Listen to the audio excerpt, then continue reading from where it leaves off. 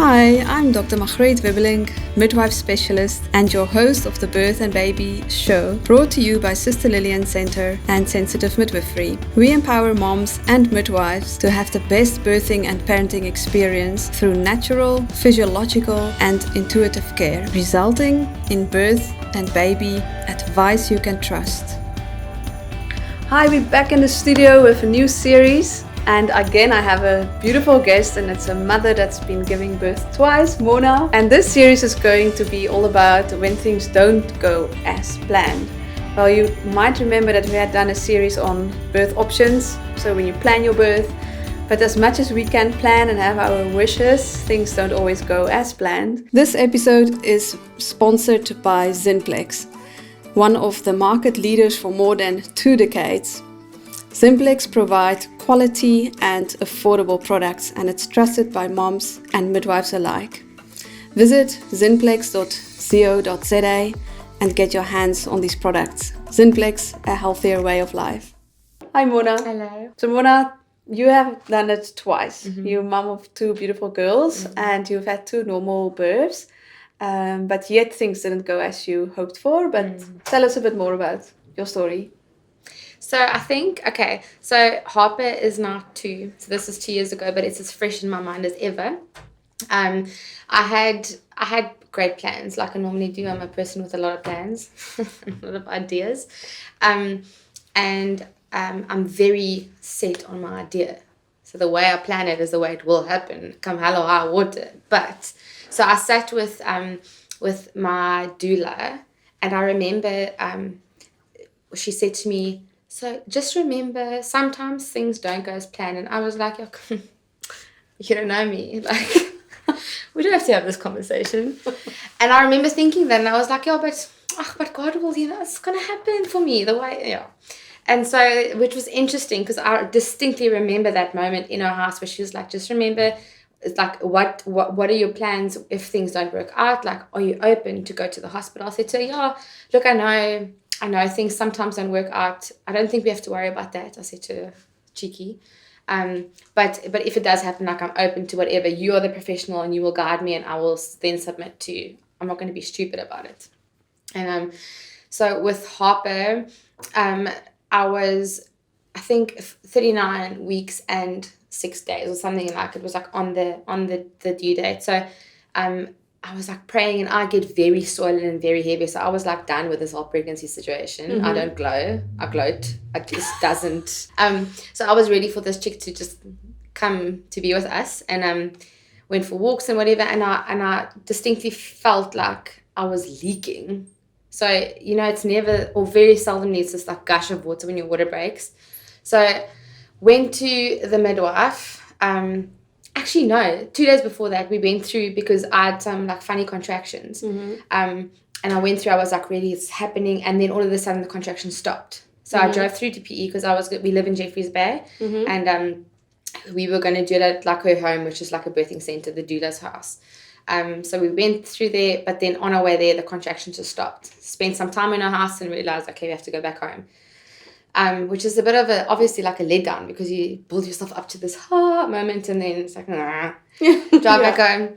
And then 2 days later, this water situation started happening. So I think I actually phoned you and I said, look, I'm leaking, like what's happening?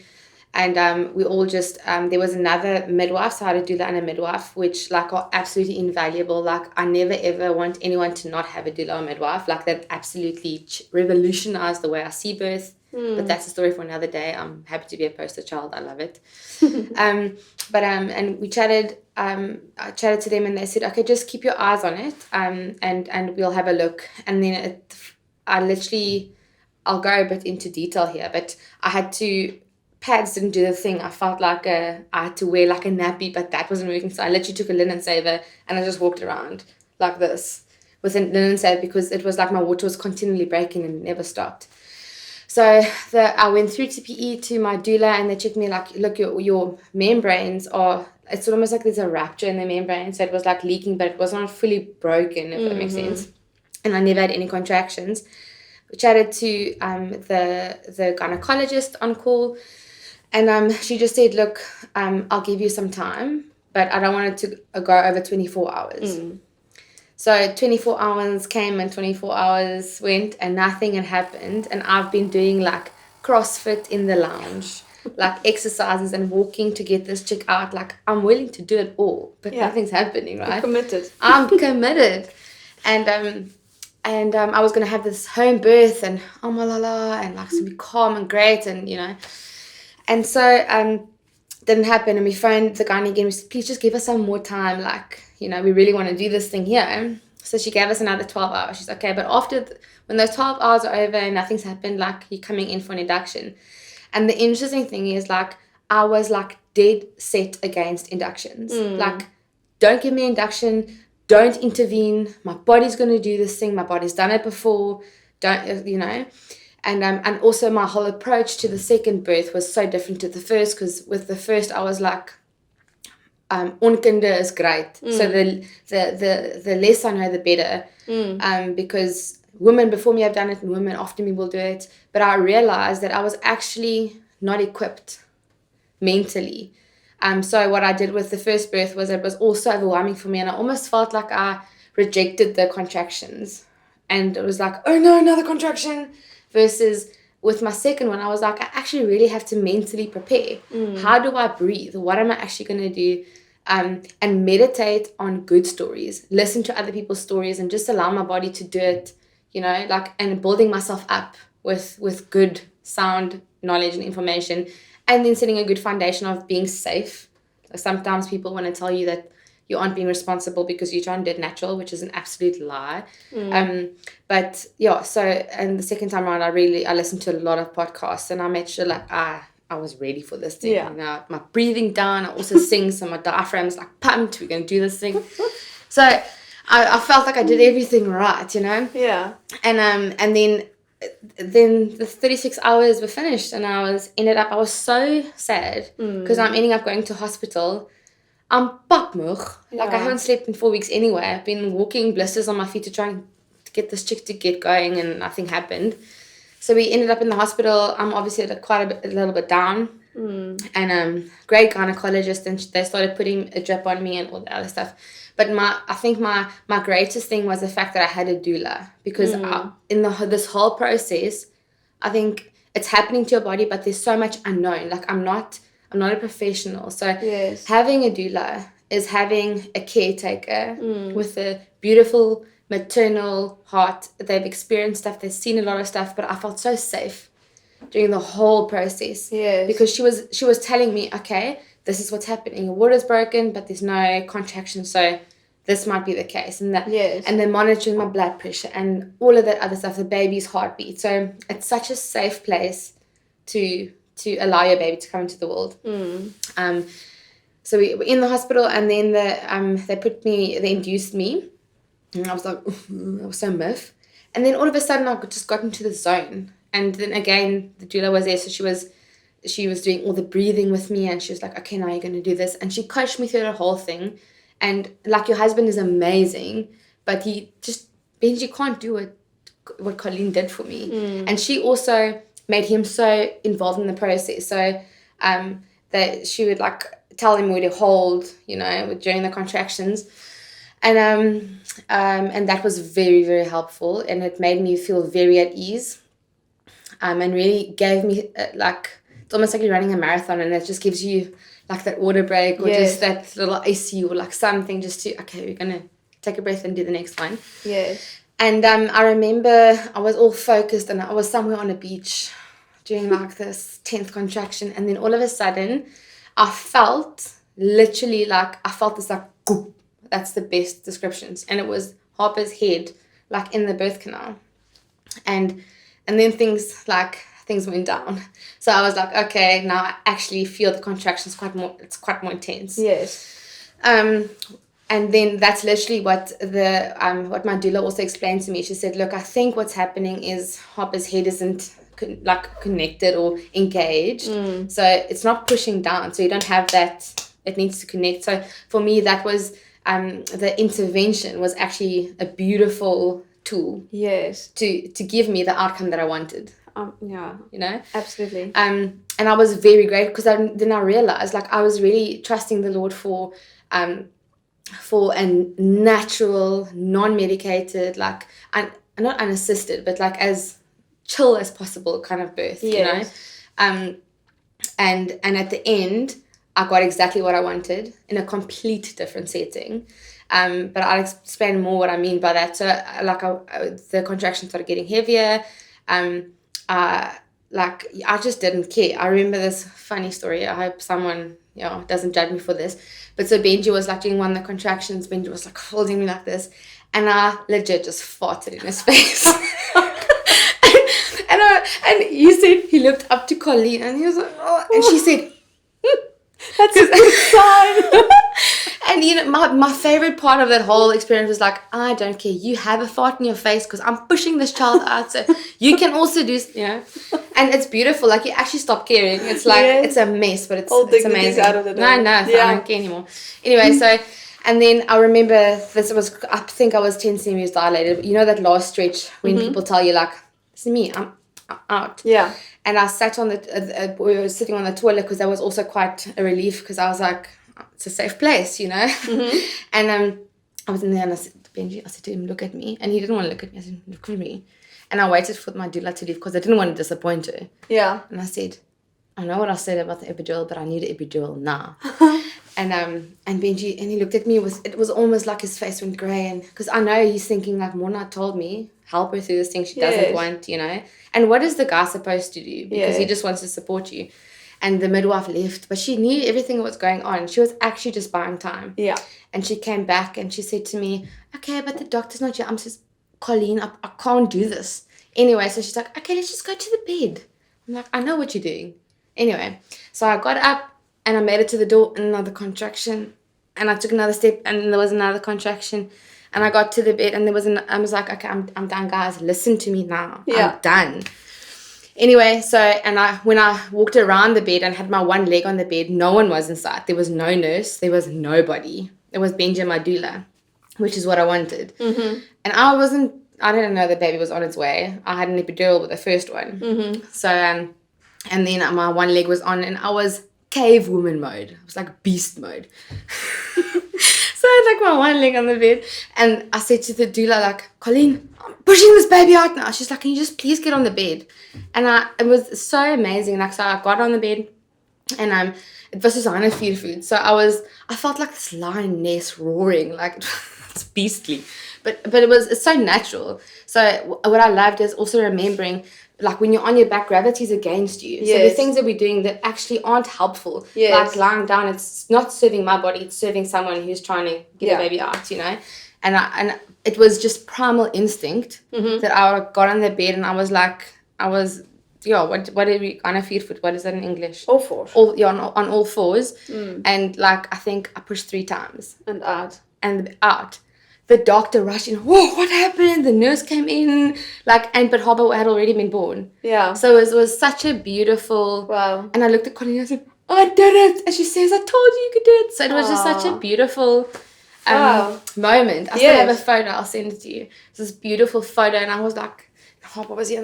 And she looked at me. The doula looked at me, and she was just such a look of like, she's so proud of me, you know. Yes. And that's an image I actually will never get out of my mind. Yeah. So intervention in that sense really made my and in the end gave you the birth that you were hoping for, but you needed that little help. Yeah. Yes. That's a really amazing story. But I'm sure when you were in the process, it was tough. It was a long stretch for you, because this is a long journey. So in medical terms, Mona, you had a typical prolonged rupture of membranes, right? So when your water breaks, then we have only that amount of time. We can't just let you walk for days, because now the safe environment where the baby was in has been opened, so it's prone for infection, and that's why we give you time. But with monitoring, we have quite a bit of time, and then you use that time and try to get things going, which didn't go because, as you explained, there wasn't proper application. So oftentimes that happens, that if the head isn't applied well, then the contractions don't really want to come through properly. Yeah. And then we try with all sorts of positioning, and your your workout experience to still see if we can get that baby's head to turn. And sometimes it does happen, but in your case, it also didn't do the trick. And what you needed was just some strong power on it to get that head to get applied. So that is the most beautiful story. That's why for me, again, there's no black and white in birth. It's like we've got this empty canvas and we've got a lot of wishes, but see how it goes, and we use whatever we can to get the best outcome. And it sounded like you were really heard in your process. You had good support. The doctor went out of her way to let you have the birth. And that in the end is I think what matters most. You felt you were in the center of this thing. Yes. Yeah. What a beautiful story. And how rewarding. You pushed through. Yeah, I felt like a beast afterwards. Yeah, you did it. What an accomplishment. Yeah, something to be very proud of, I think. Absolutely. Yeah, well done. And you must have had an amazing doula to coach you through all of that. I must also add, for the education purpose, that a doula is also called like a mother for the mothers, and they are incredible asset to the birthing team. They are not medically trained, but they are more educated to support a woman through this emotionally and helping with massage and coping through the whole labor phase. The massaging was great. Yeah, aromatherapy happening. It was amazing. It's the best natural pain relief you can have is a doula. But this doula that you had, I know her. She is actually a midwife by training, so she knows way more than an average doula, because she's also a midwife. But she's chosen the doula sphere to work in that. So that is why she could also advise you with regards to the doctor and be in touch with that. So just to make that distinction, that a doula always works in partnership with a midwife. And then the midwife makes the call medically, whether you need to go to the hospital, whether it is your water that's been broken, and, you know, and work out a plan. But you had an amazing team around you, and that is what you needed. And you had your natural birth in the end on all fours in a hospital. Yeah, I know. I felt like that was sort of like a moment we actually... Like, we like talking about breaking ground, but I felt like that was something where I think even the nurse was shocked. She was like, were you on all fours? And I was like, yeah, it was so much better. Yes. You know, and even Colleen, the doula, was saying, this is so good. She's so grateful that even some of the nurses saw, like, the way that we did it in. Yeah. Because it's almost like you get taught what you get taught in medical school. So, and I understand. And you can never see different. I know. So it was like, yeah, I think it was all in all beautiful experience. Revolutionary. Yeah. I love your story. So Mona, what would you like to tell the world out there listening? From what you know now, you've got 2 birth experiences. So what would you love the mommies out there to hear? And the dads, perhaps. I think for me, the biggest thing, and it's been a theme in my life, but don't ever partner with fear. So never do something out of fear, do it out of peace. So if you are making whatever birth decision you're making, do it from a place of absolute peace. And if there's any fear that's influencing what you're doing, then something's up. So, and also I would definitely encourage people to listen to the right stuff. Like, there's so much out there, and for some reason people think it's their God-given talent to give you some horror story, which you must try and just block out. But really, like, even Sister Lillian said, like, it's such a beautiful resource. So decide who you trust, and trust those people, and trust those resources, and block everything else out, and equip yourself as best as you can, by meditating on the good stuff and the good stories and the beautiful process that birth can be and should be. Yes, I think that's a very, very important message, because there are so many people that all of a sudden think they've got a liberty to tell you whatever. Thanks for giving me what I never asked for. And we are humans and intellectuals. We're not animals, and it's just a thing. So yes, it is all natural, but our minds are super powerful, and they play with us. So it's super important to guard our minds and what we let in, and to not partner with fear. Yes. Fear is the biggest antidote for birth. And that unfortunately rules the whole birthing environment. Yes. And that is almost like your biggest devil out there to fight. Yeah. Okay? And you need your trusted team around you to help you if you are having a hard time. Yes. And that is totally understandable, because it is quite a big deal, and that can be an intimidating, scary process, you know.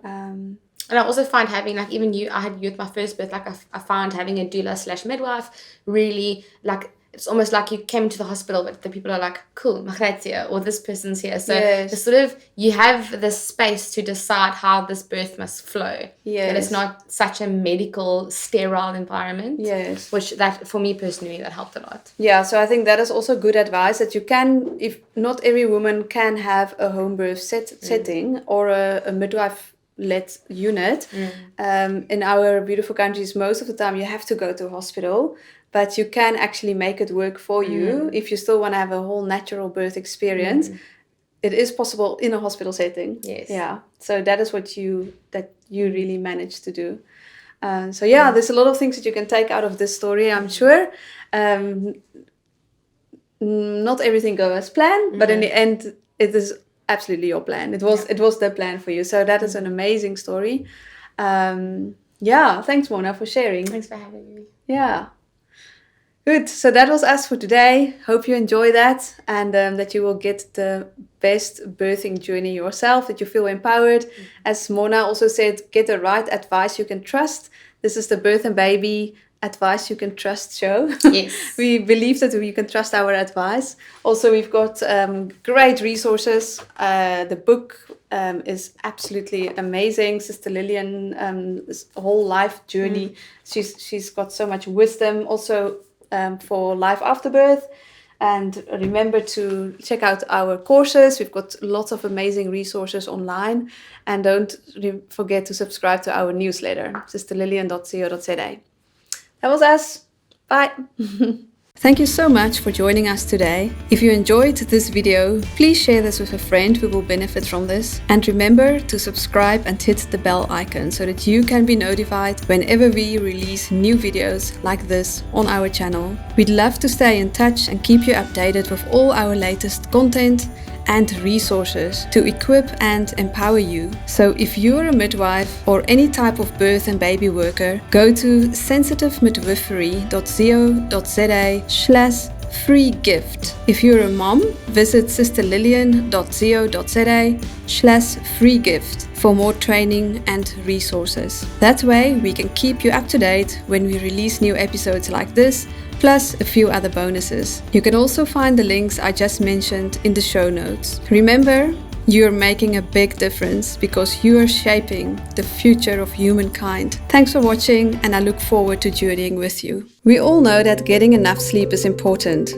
but it can be hard to get a good night's rest if your baby or toddler won't sleep through the night. Yes, restful sleep is important for everyone, including babies. This doesn't mean that babies must sleep through the night, however. Most parents settle for poor sleep each night and deal with the consequences during the night. But the good news is that you don't have to. There are a lot of things you can do to help you and your baby or toddler have the sleep you need. The Sister Lillian Center's Sleep Like a Baby workshop will teach you practical ways to improve your baby's sleep habits. We will look at sleep itself in more detail because this will help you understand what you can reasonably expect from your baby or toddler and why your child's sleep patterns might differ from what you were expecting. Click the link in the show notes or visit sisterlillian.co.za/sleep to find out more about this invaluable course. And remember, if you're enjoying the content, share this with a fellow mommy or friend.